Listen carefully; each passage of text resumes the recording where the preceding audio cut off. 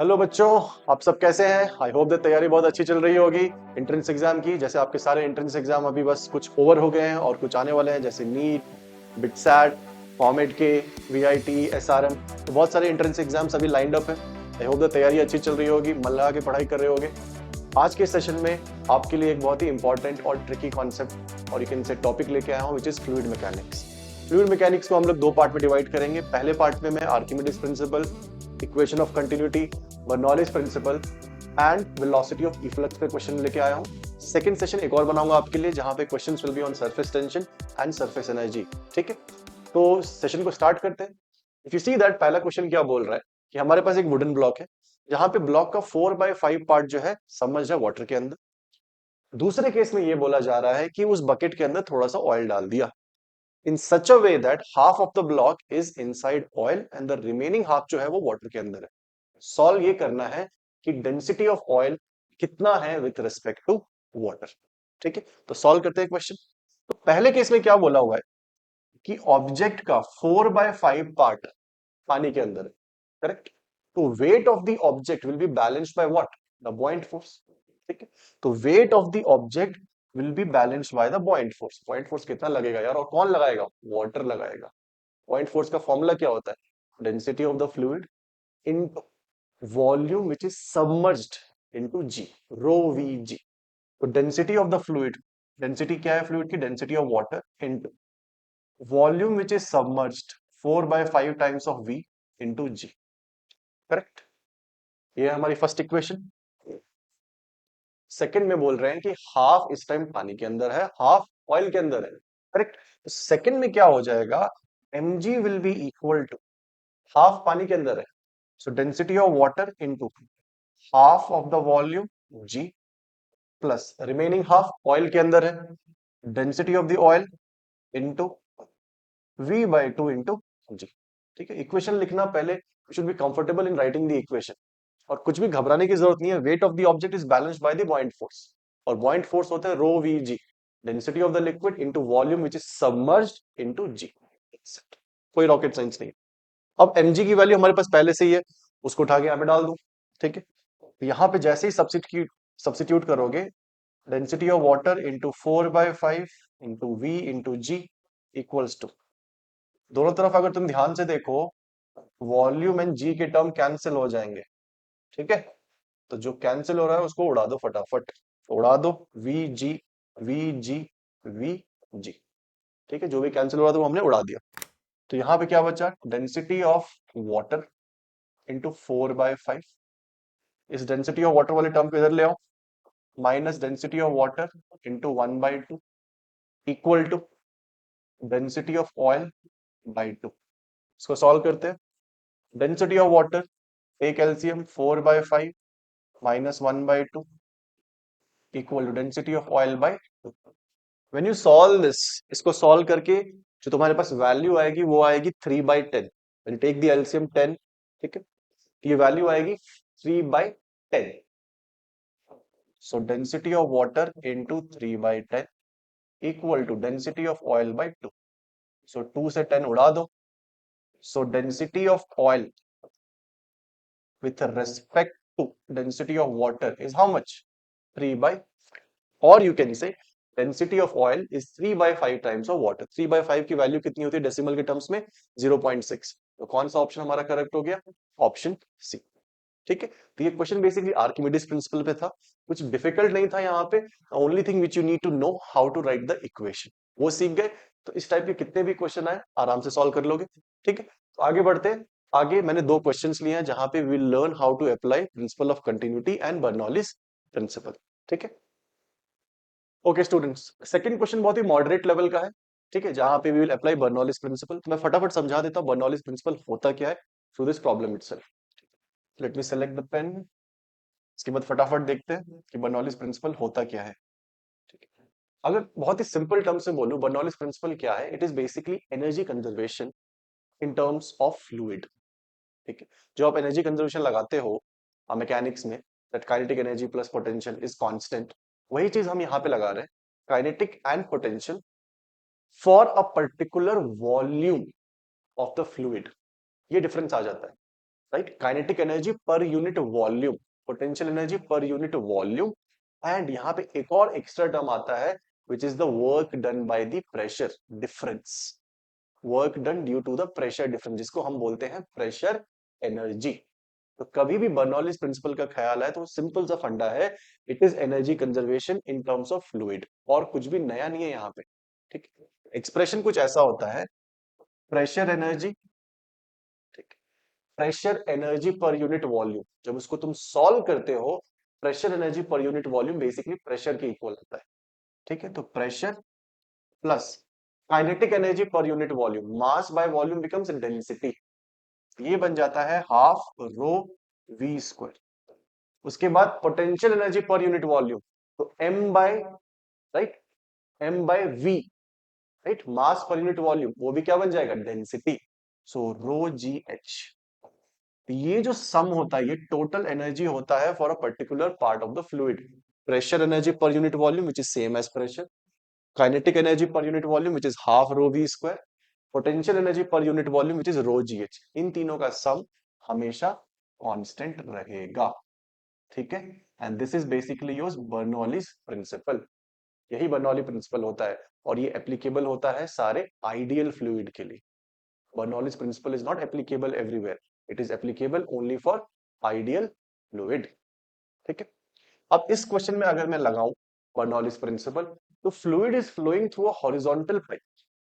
ठीक है, horizontal pipe मतलब जैसे ये है एक horizontal pipe, H1 and H2, suppose एक पॉइंट ये ले रहा हूं, एक पॉइंट ये ले रहा हूं, तो हाइट क्या है H1 and H2 of these two points with respect to the ground, suppose same है, right, H1 and H2 equal होंगे in terms of horizontal system.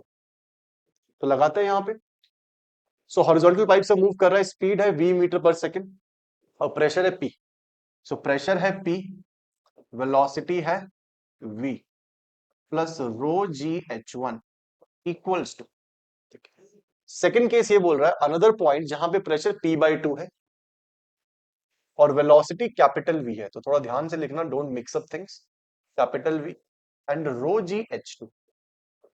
ठीक, हॉरिजॉन्टल पाइप है, इसका मतलब H1 एंड H2 सेम होगा, you can cancel out these two things, correct. Now shift the term, p minus p/2, p/2 plus half rho small v square equal to half rho capital V square, half half you can cancel, अब क्या करोगे, rho से divide कर दो, so this becomes p by rho plus rho rho gets cancel, v square का under root which is capital V, which is capital V। तो कौन सा ऑप्शन मैच कर रहा है स्टूडेंट्स, ऑप्शन डी। ठीक है, बहुत ही शानदार क्वेश्चन तो नहीं बोलूंगा मैं इसको, मतलब सिंपल क्वेश्चन ही है, but you get use to the concept, अगर कॉन्सेप्ट से कंफर्टेबल होना है उसके लिए one of the best question है, कुछ भी डिफिकल्ट नहीं है, you understand the principle also, और कैसे यूज करना है वो भी बहुत सिंपल तरीके में हम लोग यहाँ से समझ जाते हैं। तो नेक्स्ट क्वेश्चन लेते हैं, जहां पे principle of continuity as well as Bernoulli दोनों साथ में यूज कर रहे हैं, तो चलो सॉल्व करते हैं वो क्वेश्चन। ओके, तो चलो स्टार्ट करते हैं। क्या बोल रहे हैं यहाँ पे कि water flows in horizontal tube, तो बॉस यार वो H1 H2 वाला प्रॉब्लम तो खत्म ही कर देते जहां पे हॉरिजॉन्टल ट्यूब लिख दिया, क्योंकि H1 H2 दोनों सेम होंगे। The pressure of water changes by 700 between A and B, जहां पे area of cross section given है, you need to find the rate of flow of water. तो पहले ये समझो कि भैया रेट ऑफ फ्लो होता क्या है। तो अगर मैं प्रिंसिपल ऑफ कंटिन्यूटी की बात करूं, प्रिंसिपल ऑफ कंटिन्यूटी बोलता है A1V1 is equal to A2V2। अगर हमारे पास दो डिफरेंट क्रॉस सेक्शन है, कुछ ऐसा, ये अगर फर्स्ट है ये सेकंड है, so the product of area of cross section and the velocity of water at this point will be same as area of cross section into the velocity at that second cross section, दोनों equal होंगे। ठीक है, A1V1 equal to A2V2। अगर तुम A and V के product का dimension देखो, A होगा L स्क्वायर, V होता है मीटर पर सेकेंड विच इज L/T। ठीक है, तो अगर दोनों को मल्टीप्लाई करो तो मिलेगा क्या तुमको, L³ by T, which is the quantity or the rate at which fluid is flowing, the rate at which fluid is flowing, volume per second, meter cube per second, L cube per second, that is the dimension of this। तो जब भी तुमसे पूछा जाए कि आप बताओ rate of flow of water, तो बेसिकली वो तुमसे पूछ रहे हैं product of area of cross section into velocity. ये फंडा है यहाँ पे। तो मुझे क्या चाहिए, ए इंटू वी। ठीक है, तो चलो फाइंड करते हैं। तो निकालना क्या होगा बॉस, वेलोसिटी, क्योंकि एरिया ऑफ क्रॉस सेक्शन तो आई थिंक दोनों का दिया हुआ है, राइट। बट हमारे पास वेलोसिटी नहीं है, तो या तो तुम वेलोसिटी निकाल लो क्रॉस सेक्शन ए पे या बी पे। जैसे ही वो आ गया हो गया क्वेश्चन सॉल्व। सबसे पहले हम लोग लगाते हैं principle of continuity. If you see what is the area at A, 40 centimetre square. तो 40 into velocity at A equal to 20 into velocity at B. ठीक है, तो इसको अगर सॉल्व करो तो तुम्हारे पास आ जाएगा 2 times of velocity of A is equal to velocity of B. ठीक है, ये हमारा हो गया फर्स्ट इक्वेशन। अब लगा दो बर्नौलीज प्रिंसिपल। बर्नौली प्रिंसिपल क्या बोलता है, pressure energy per unit volume, kinetic energy per unit volume plus potential energy per unit volume at one point will be same for the second point also. So PB plus half rho VB square plus rho G HB। अब थोड़ा सा simplify करते हैं। Horizontal pipe है, H A H B same होगा, दोनों को उड़ा दो, उड़ा दिया। अब पी ए माइनस पीबी इधर ले आओ, पी ए माइनस पीबी, और यहां पे half rho you can take common, VB square minus V A square. अब वीबी है कितना, 2 टाइम्स ऑफ वी ए, तो स्क्वायर करोगे तो कितना हो जाएगा बच्चों, 4। तो 4 minus 1, 3 times of we A square. तो ये हो जाएगा हाफ इंटू डेंसिटी गिवन है 1000 into 3 VA square. And what is PA minus PB बच्चों, you can see that PA minus PB 700 है हमारे पास। The difference of the pressure is given as 700। Substitute मार दो यहाँ पे, 700 equal to 1000 by 2 500 into 3 VA square. तो VA निकालते हैं फटाफट। तो VA will be equal to under root of 700 divided by 1500। Okay बच्चों, सो VA कितना आ गया हमारे पास, under root of 700 by 1500। Correct, इसको सॉल्व करते हैं, 0 0 कैंसिल। सो अगर तुम ध्यान से देखो ये अप्रोक्सीमेटली कितना हो गया, अगर मान लो ये 14 हो, मान लो पास में ये वैल्यू, राइट, थोड़ी सी थोड़ा सा मैं एजम्पशन लगा ताकि तुम्हारा कैलकुलेशन सिंपल हो जाए। तो 7/14 अगर एज्यूम कर लो तो ये कितना हो गया, square root of 1/2। What is square root of 1/2 और 1/√2? 1/√2 अप्रोक्सीमेटली कितना होता है, 0.7 अप्रोक्सीमेटली। ठीक है, तो ये डिनोमिनेटर थोड़ा उससे बड़ा है, तो 0.7 की जगह तुम 0.68 ले लो या 0.69 ले लो। ठीक है, अगर मान लो मैं इसको अप्रोक्सीमेटली 0.68 ले लूं, फिर से समझा रहा हूं, 7/14 होता अगर, यहाँ 14 तो 1/√2, 1/√2 is 0.7, बट वो 14 से बड़ा है थोड़ा सा, तो ये जो वैल्यू होगी ये 0.7 से थोड़ी सी छोटी होगी। ठीक है, ये मैंने थोड़ा सा यहाँ पे जुगाड़ लगा दिया। ये हो गया मीटर पर सेकेंड। अब मुझे निकालना है क्वांटिटी। क्वांटिटी मैंने क्या बताया था, ए इंटू वी।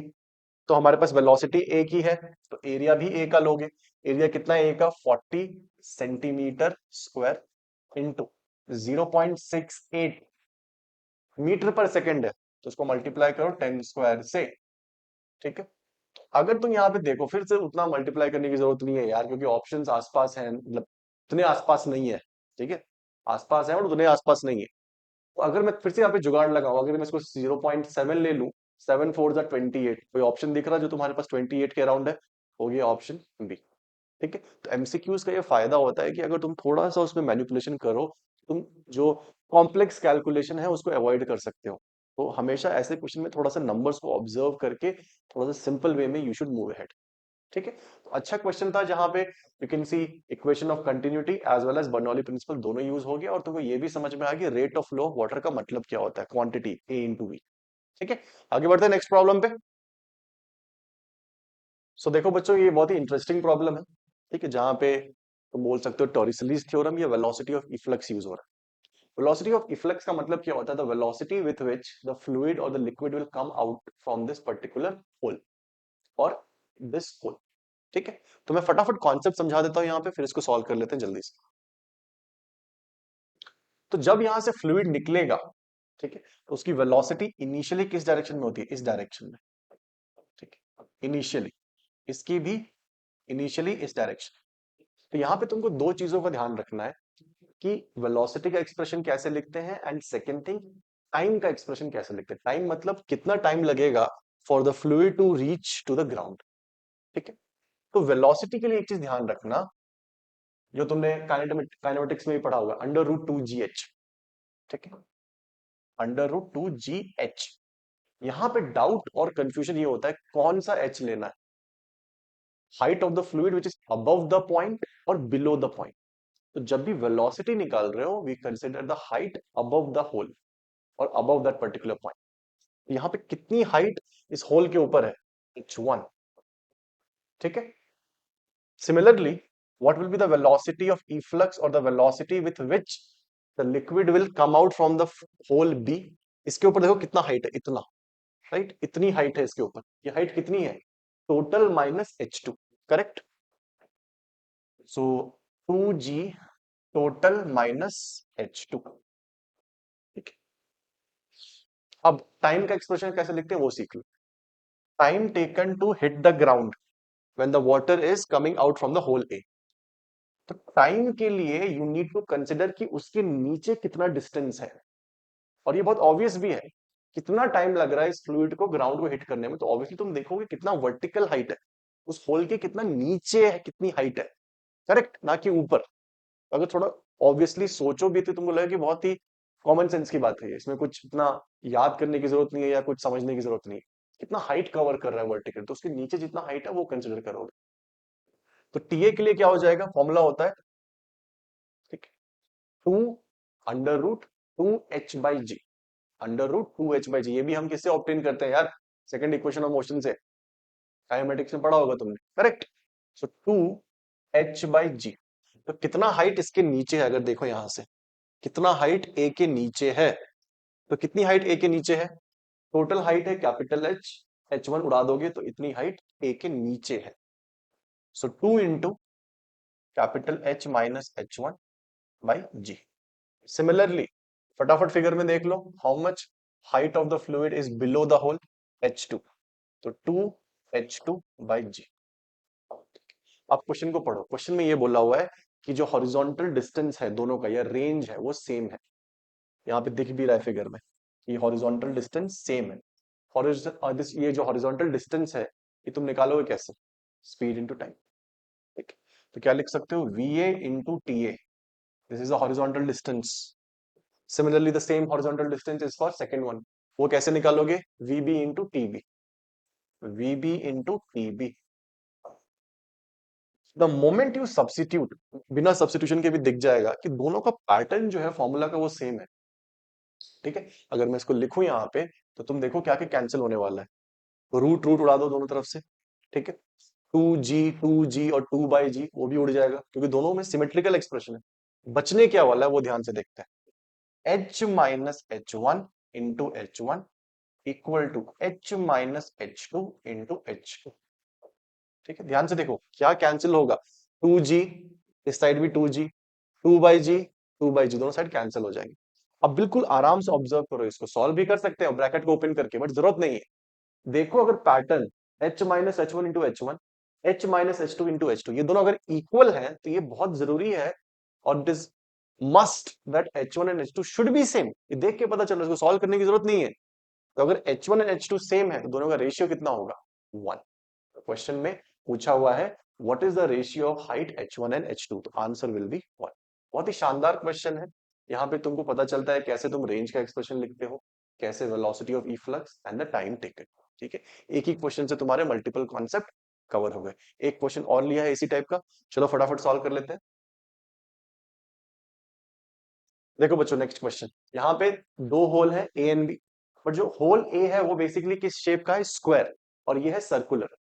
हाइट भी गिवन है। आप क्वेश्चन में ये पूछ रहे हैं, आप ये बताओ आर को आप एल के टर्म्स में कैसे एक्सप्रेस करोगे? ये क्वेश्चन पूछा हुआ है, बहुत ही सिंपल क्वेश्चन है। इसको हम दो तीन आई थिंक स्टेप में फटाफट सॉल्व कर लेंगे।